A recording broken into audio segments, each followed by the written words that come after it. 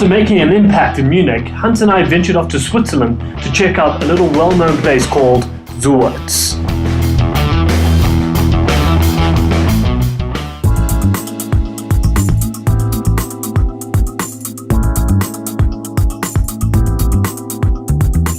Hi there guys, yeah, so we in, is it Stereotypes, Z-U-O-Z, and we're sitting here with Dr. Kurt Smith, is that correct? Okay, got that right as well. Well, it's Schmidt. Schmidt. He's a German who studied in Cambridge with a doctorate in history. Well, there you go. And now he's working in Switzerland. So it's quite a mix, quite a different sort of perspective. And I thought it would be very interesting to get a bit of insight into what his career was all about and what his take about the future of youth careers are and what his future is of the world. So did you always think, I mean, you studied history, right? That's right, yes. You got a PhD in history. You ended up mission staff now for this really, really cool school. And why? I mean, that's so obtuse if you put it that way. I mean, it's a total right angle of career. So it's not a straightforward career at all. In fact, I did not necessarily want to become a teacher. If a teacher, then only at university. That was my initial plan. And I was going to stay on in Cambridge after doing my PhD, but instead I was pretty much headhunted, recruited by the school. So I came to Stereotypes, and I must say I haven't looked back. And one of the jobs I do at the school is that it's the job of the college counselor. In fact, when I was a student here, that didn't exist. So I created this job about 3 years ago. And it's been a lot of work, particularly because I really had other jobs which took priority, but it's the most fulfilling one. Do you have situations where kids are coming in now and talk about, I want to be a pilot, I want to be a rock star, I want to be an astronaut? How do you steer them into those sort of right directions? I mean, I think it's wonderful to become a pilot or become an astronaut and have those ambitions. But the reality of it now is that there's a strong, obviously, sense from the parents and a strong input there. Do you encourage that? Do you believe that they should be doing that? Absolutely. We do actually, and that's perhaps where we do see more national cultural stereotypes. Yeah. There are certain nationalities where parents are extremely obstinate and focus on what they want for their children, and the children have absolutely no say whatsoever in their career. It's absolutely clear, as you said, they have to become a lawyer, they have to become an economist, or they have to become an engineer, depending on what the father did, maybe. So there's very little room to negotiate. That's right. Guys, this is Breaking Stereotypes. This is really what we're all about here. I'm playing fives against, what's it called, Eton fives? Eton fives. Eton fives? There's also rugby fives, and there's Winchester fives. And there's Russell fives. Russell fives. Yeah, just to confuse people. We only play Eton fives here. Alright, okay, well I'm gonna go beat that German and Eton fives. So here we are doing something totally different, something I've never done before. We're playing a game called Eton Fives, which was invented in Eton College in the UK and obviously brought across here to Switzerland.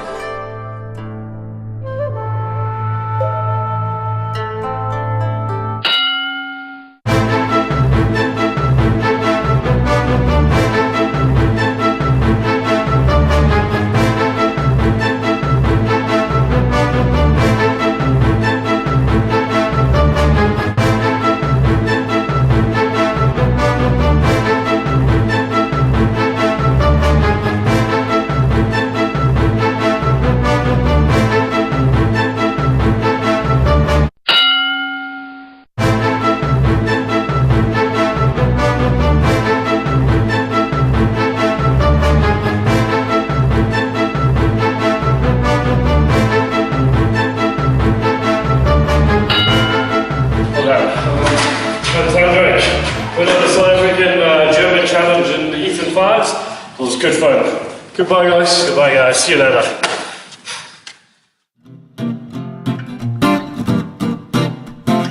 Just about to leave Stereotypes. I finally get the name right as I'm leaving. But yeah, it was a very good stay. I'm looking forward to Milano. So it should be fun. Yeah, but otherwise wicked. Let's kick ass. This is actually probably the most excited I've been in Europe since I've been here. So the big city. So we're leaving the small towns of Turin and Zwoord, and now we're heading towards the big city light of Milano. And the first thing I'm gonna do is get myself a real Italian cappuccino. I just can't wait for that.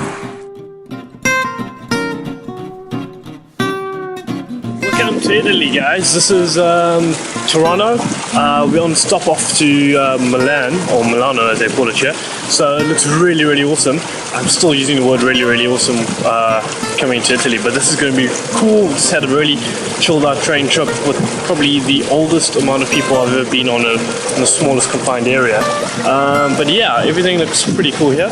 And I've got about 20 minutes to kill before I have to head off to Milan. I can't wait. I'm actually just getting sick and tired of these small towns, but they're really picturesque and stunning. So yeah, great mountain ranges, good people to see, and let's see what we have in mind over the next couple of days. Alright, check you later in Milan.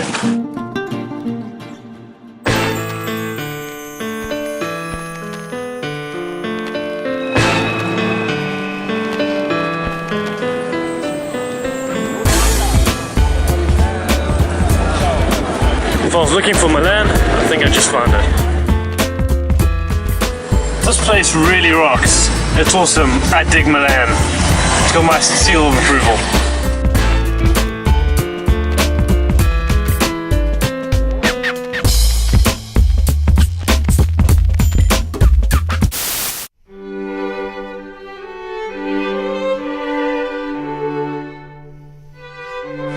Welcome to Venetia, or Venice as they like to call it. This is a beautiful, beautiful place. Just a pity about the accommodation being so far out, and yeah, looking forward to seeing what we can do here. So welcome to Venetia, or Venice.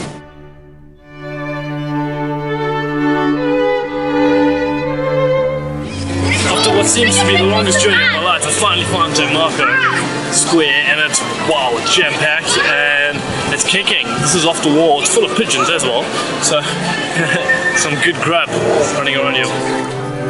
Venice, wow, you are one nasty piece of work in the way that you have to get from A to B. Here it is. It's windy, crazy, and hell of a one heck of an orientation course.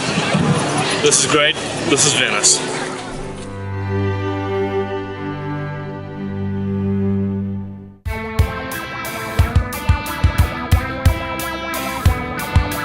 We're in a restaurant in Venetia in St. Marco's Square, just outside of it. I'm having what is called a calzone.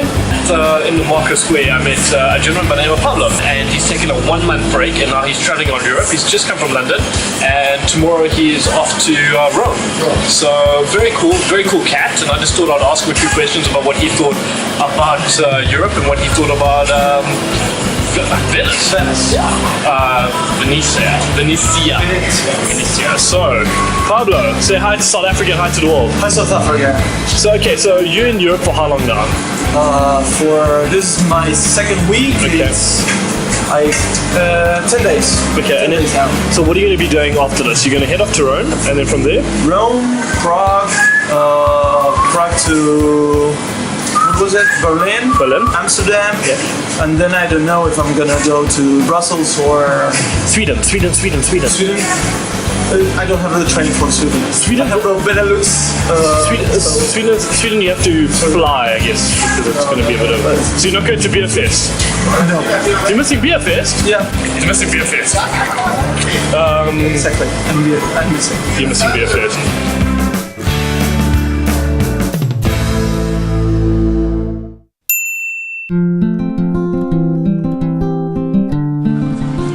So it's pretty late at night at the moment. It's going on 8:30, no 8 o'clock. It's 10 past 8. I've just found out what Venice is all about. I finally understand the charm and the romantic side of it, because it actually comes to life during the night. And this, my friends, is what Venice is really about. Not the daytime mishmash looking for the place, but the stunning nightlife that has created something that I will never forget for the rest of my life. Check this out.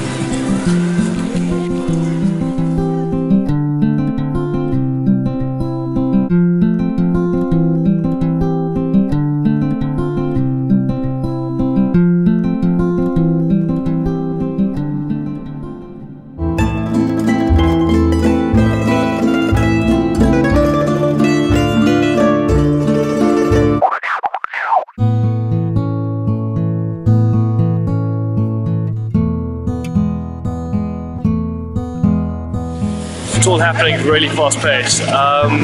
But yeah, welcome to Florence Day 2. This should be wicked.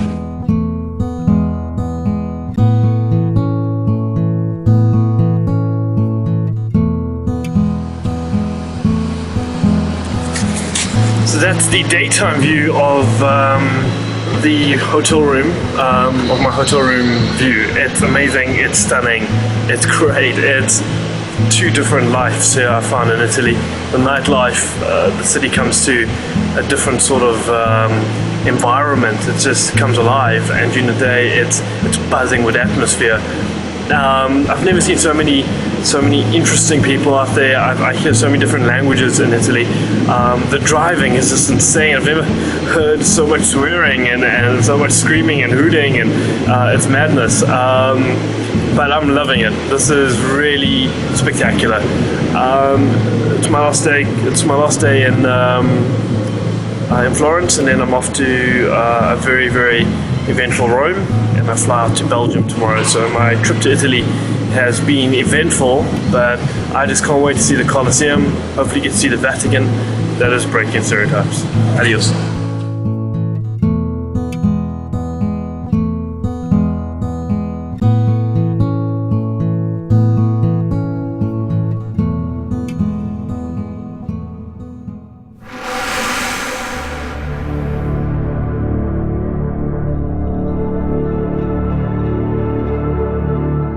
So I'm sitting here trying to take it all in. I'm just seeing the Colosseum, and it's probably one of the most magnificent things I've ever seen in my life.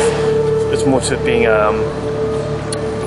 being a landmark of human, of human beings rather than just a big building. There's so much that's happened here.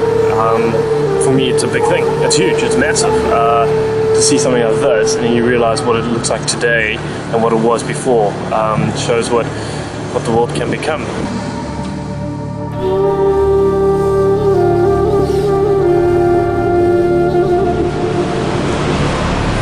Just walking around it at the moment, and there's a huge queue to get inside. It costs €12, but I actually think it's worth it because it's checking out what it look like inside.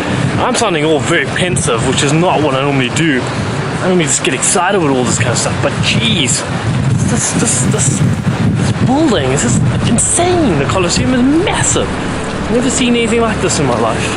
Never, ever, ever, ever.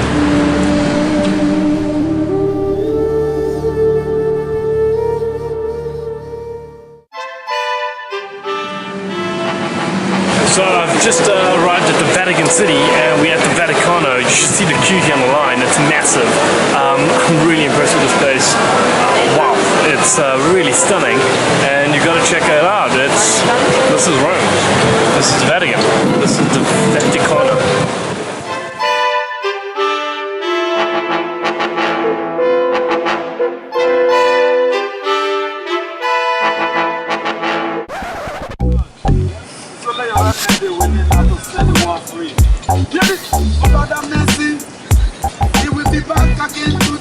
Anything when you do, my brothers and sisters, believe in the way of the Most High.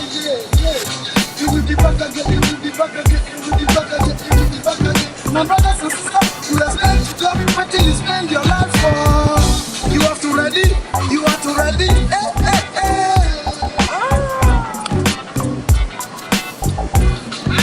Let's be back again. So you guys are all from, you're all currently in Italy, right? And so we've got one Nigerian, an Austrian, and another Nigerian. Yeah. And we're all sitting in the Vatican. Yeah, no. All right, so you are a full-out performing artist? Yeah. Okay, Yeah. and what's your name? Yeah, I also rock, represent Africa and all over the world. All right, okay. And your name is again, sorry? Mine? Your name? Yeah, also rock. Asul Rock, General. General, yo. No. This is way too breaking Yeah, stereotypes. do for real, Yeah. And okay, and you two are brothers. Yes. Okay, and you. Big brother. He's your big brother. Yeah. You're the little brother, and you are the girlfriend. You're the wife Wife of the younger brother. of the good-looking brother. Oh. The cool African family. I love it. African remains great.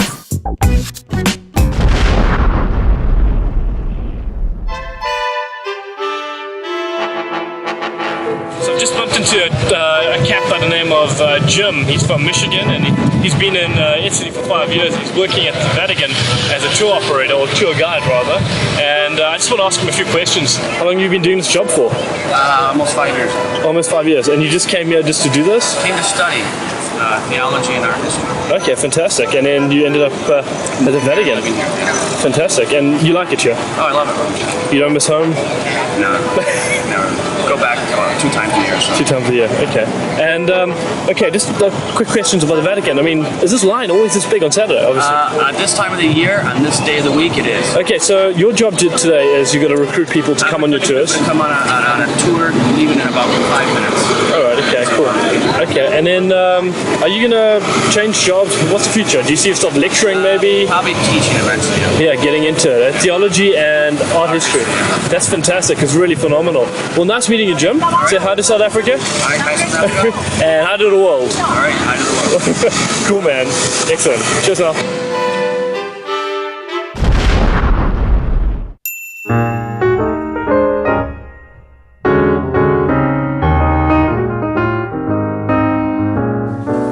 I'm a big fan of movies and I love beer.